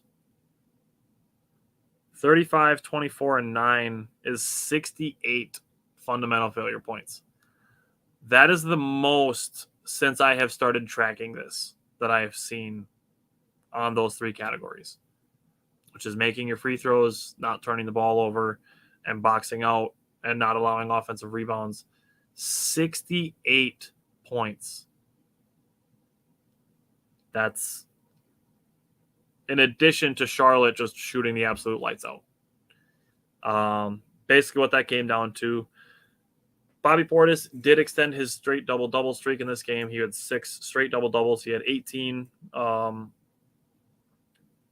Actually, he's averaging 18.5 points and 12 rebounds over those 6 games. And his 3-point percentage is steadily rising. Slow and steady, but it's going up as I expected it to. I expected Bobby Portis to kind of bounce back. This is the game that I wanted to give Bryant, who does our Friday night Packers shows with us. I wanted to give Bryant some credit because he said he gave a phrase that I think is very well said. And what Bryant said during one of the Packers shows that we do is urgency, not panic. So there is a difference between having urgency but not panicking. And I think that's where the Bucks are at. The Bucks need to play with a little more urgency, but not panic. I don't think it's a situation where the Bucks need to, trade everybody but Giannis or fire Budenholzer or anything like that. They just need to play with a little more urgency, close some of these games out, come out of the gates a little bit stronger against some of the weaker teams that want to try to punch them in the mouth and then, steal a game from the Bucks. Now, this is the situation where there is a difference between making an emotional statement and a factual statement.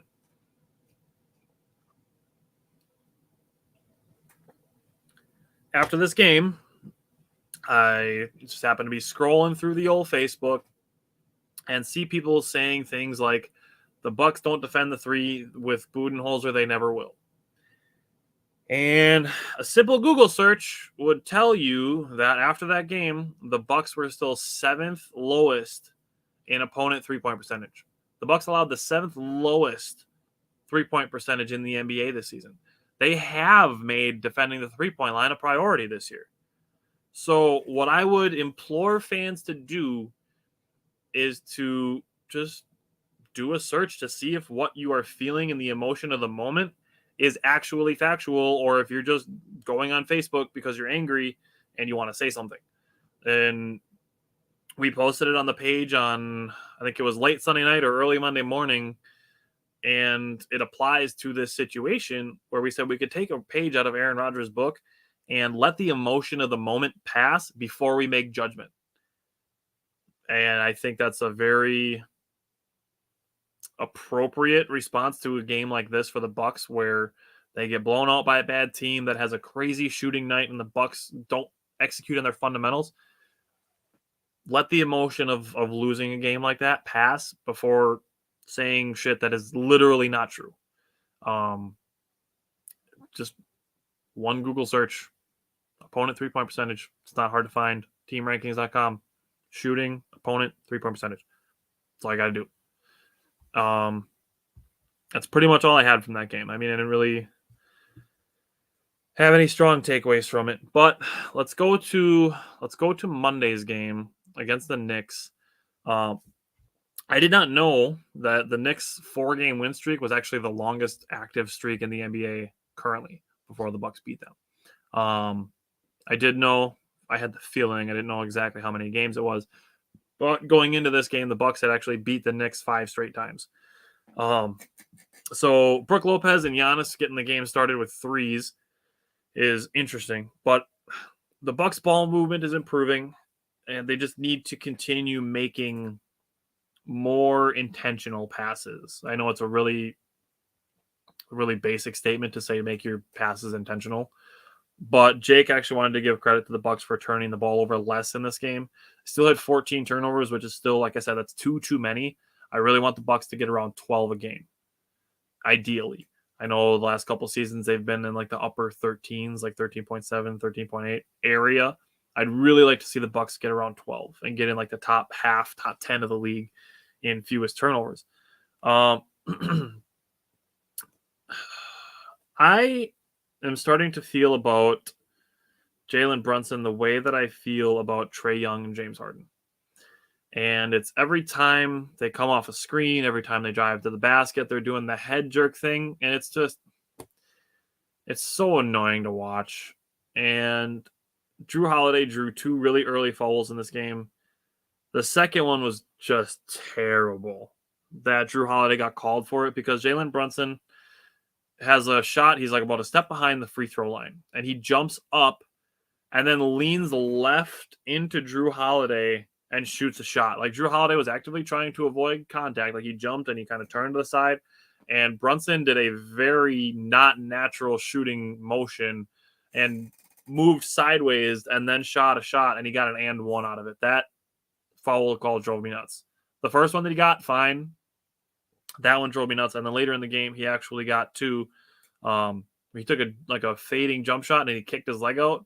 And I think it was Javon Carter ran into that kicked out leg, and Javon Carter got called for the foul. Like that's not natural shooting motion to do that big ass leg kick and then to still give him the foul when technically by the rules that's supposed to be an offensive foul. So that annoyed me as well. But I want to give Pat Connaughton credit actually. Because Pat Connaughton actually early in this game defended Julius Randle several times and actually got back-to-back stops on Julius Randle. Julius Randle, he was 1 for 8 on threes in the first quarter. He took 8 threes in the first quarter and he made 1. He finished 1 for 12 in the game overall from the 3-point line. He did extend his 25-point game streak to 10, but it took him 29 shots to get that 25 points. That's ugly if you're Julius Randle. Like, you do your thing. Like, you extended your streak, but it took you 29 shots to score 25 points. Bobby Portis's double-double streak did come to an end. He was 5 for 6. He had 10 points, but he only had 3 rebounds. Brook had a kind of a rough start to this game after making that first 3. He made the first 3, then he was over his next 4, and then went 6 for 11 following that. He also got over 100 blocks on the season in this game, so I want to give Brook Lopez credit for that. He should be front runner for Defensive Player of the Year. Now, part of this situation where I'm bringing up turnovers so constantly and so emphatically is the NBA is making it a mission to call more of the changing pivot from your toe to heel, just the little happy feet steps, taking steps before you dribble. The NBA has made it a point of emphasis to be calling those. The Bucks just have to be more disciplined on that. It's the footwork, the pivots, starting your dribbles. Like, that's just one of those things with the Bucks. You just got to be more fundamental with it because the NBA is putting emphasis on it. And that's just one of those things that it just takes more time and just more playing to get used to how the refs are calling it and just adjust and adapt to it. So that's that. With Drew Holiday playing with some foul trouble, he was actually guarding Julius Randle for a while, which when you're trying to keep a guy safe from getting more fouls, putting him on a guy who's way bigger and is going to attack you right away wasn't, I guess, the ideal scenario that I would have for Drew Holiday, but he basically just kind of had to play soft because he couldn't assert and get into a position where he starts giving up more fouls. Getting to the third quarter, the Bucks had a lot of one-and-done shots, which was, it is what it is, but the Bucks have placed a bigger emphasis on offensive rebounding this season, and it just wasn't the case in this part of this game. But the last 2 minutes and 11 seconds of the third quarter, the Bucks were on a 13-2 run, so that was encouraging. I need to give a lot of credit to Pat Connaughton in this game. I didn't talk about him at all in the Hornets game, but I mentioned him in the Raptors game. And this game for sure, Pat Connaughton was doing work. I know Jake and I are both big fans of Pat Connaughton because he does it all, but he was defending, he was rebounding, scoring, diving on the floor twice at least I saw. Pat Connaughton actually had a double-double in this game. He had 11 points, 11 rebounds. So I really wanted to give Pat Connaughton credit for that. And it comes down to being kind of a team effort with Mitchell Robinson. So I want to give credit to the entire Bucks, mainly the big men, but for neutralizing Mitchell Robinson's rebounding impact. Mitchell Robinson had only 8 rebounds, and 3 of them were offensive. The last time the Bucks and the Knicks played, Mitchell Robinson had 20 rebounds and 11 were offensive. He had 15 points in that previous game. He only had 2 points in Monday night's game. So the Bucks made a great adjustment on Mitchell Robinson to neutralize his effectiveness. All starters were in double figures, which is great. And Joe Ingles is the other guy I got to bring up. Joe Ingles, 17 points, 5 assists, 3 rebounds. It's great to see Joe Ingles starting to also turn that corner, like I mentioned with Pat Connaughton. Let's see if there's anything else that I had in here.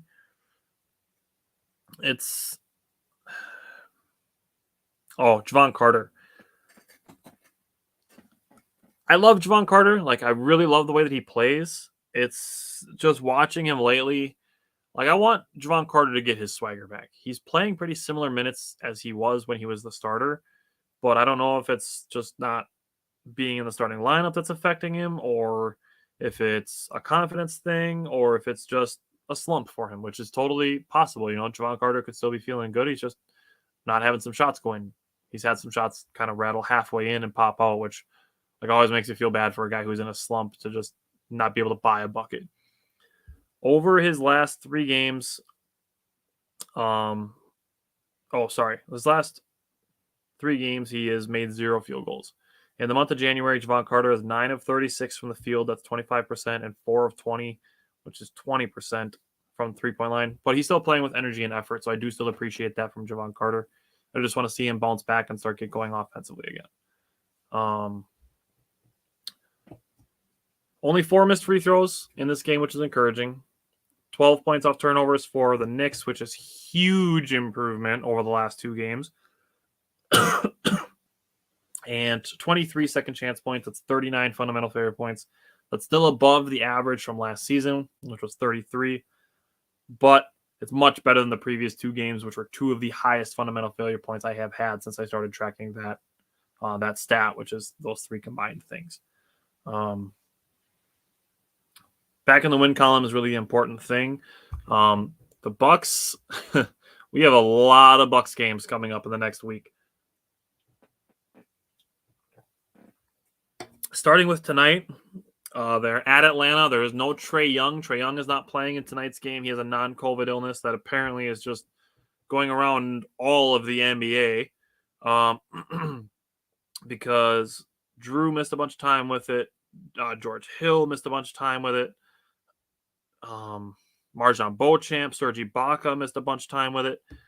It sucks. It sucks that there's an illness going around like that, but it's going to lead Trae Young to not playing tonight. That doesn't mean the Bucks are just going to walk away with it. The Hawks did beat the Bucks earlier this season without Trae Young. Then tomorrow night, second of a back-to-back, they play at Miami. And then Saturday again, they're in Miami. And then Monday against the Pacers. And Tuesday against Toronto. So 2 back-to-backs coming in the next week. 2 on the road, 2 at home. Monday's game is really weird. Monday's game against the Pacers starts at 1:30 in the afternoon. Really, really weird scheduled time of a game. That game could end up being weird just because it's such an unnatural time for a game. Don't know whose scheduling idea that was, but it is what it is. So the Bucks play 1:30 on Monday, but at Atlanta, 2 at Miami, home against the Pacers, home against the Raptors.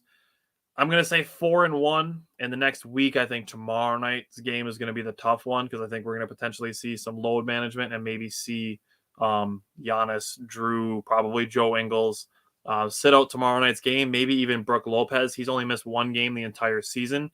So tomorrow night might be an opportunity where they get Brook Lopez some veteran rest.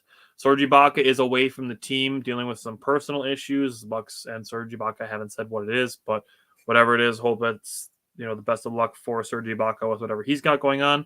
I wanted to bring this up. Eric Name tweeted, before tonight's game, Bucks coach Mike Budenholzer told reporters that Chris Middleton practiced yesterday, including significant 5-on-5 work.